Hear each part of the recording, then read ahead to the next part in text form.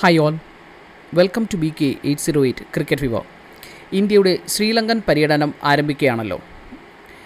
എന്ന് മുതലാണ് മത്സരങ്ങൾ ആരംഭിക്കുന്നത്? എത്ര മത്സരങ്ങളാകും ഉണ്ടാവുക? എവിടെ വെച്ചാണ് മത്സരം നടക്കുന്നത് എന്നൊക്കെ നമുക്കൊന്ന് നോക്കാം.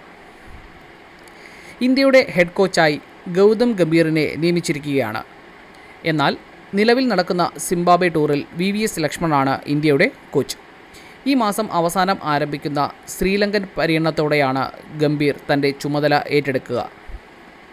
ശ്രീലങ്കൻ പര്യടനത്തിലുള്ള വേദിയും തീയതിയും എല്ലാം ഒഫീഷ്യലായി തന്നെ പുറത്തു വന്നിരിക്കുകയാണ്. 3 T20 മത്സരങ്ങളും 3 വൺ-ഡേ ഇൻ്റർനാഷണൽസുമാകും ഈ പരമ്പരയിൽ ഉണ്ടാവുക.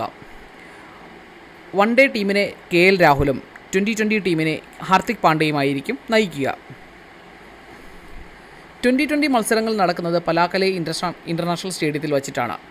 ആദ്യ മത്സരം 26 ജൂലൈയിലും രണ്ടാം മത്സരം 27 ജൂലൈയും മൂന്നാം മത്സരം 29 ജൂലൈക്കുമാകും നടക്കുന്നത്.